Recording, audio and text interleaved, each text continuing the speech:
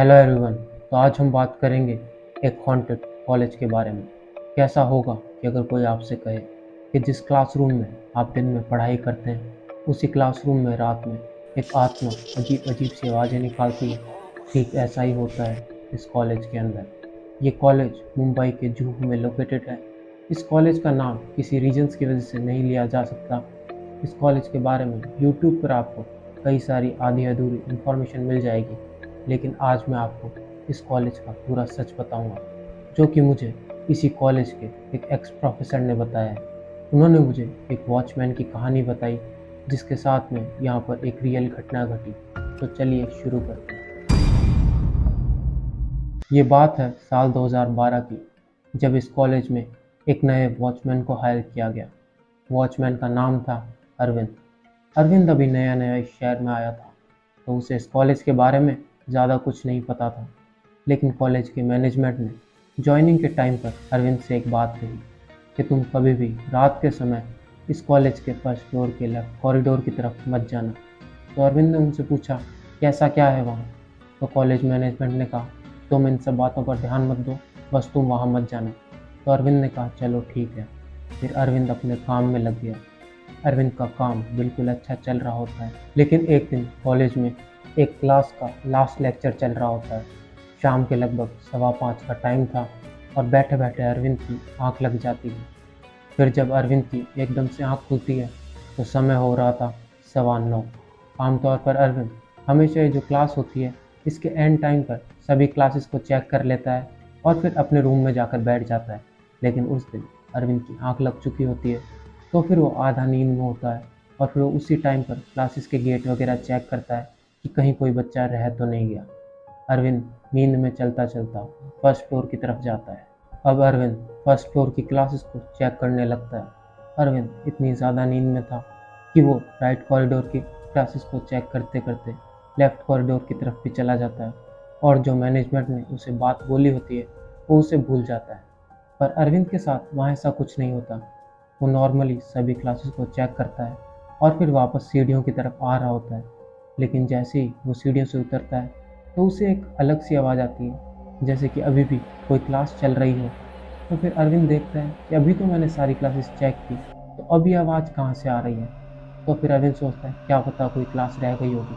तो फिर वो वापस जाता है। फिर अरविंद जब उस आवाज़ को ध्यान से सुनता है तो वो आवाज़ लेफ्ट कॉरिडोर से आ रही होती है।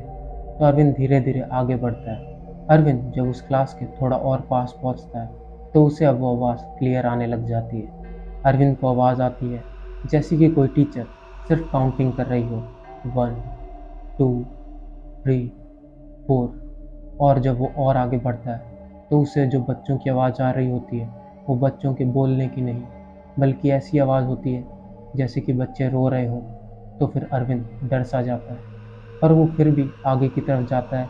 जब अरविंद उस क्लास के सामने पहुंचा तो फिर उसने विंडो से अंदर की तरफ देखा, पर अंदर सिर्फ अंधेरा था, पर यह आवाज़ अभी भी आ रही होती।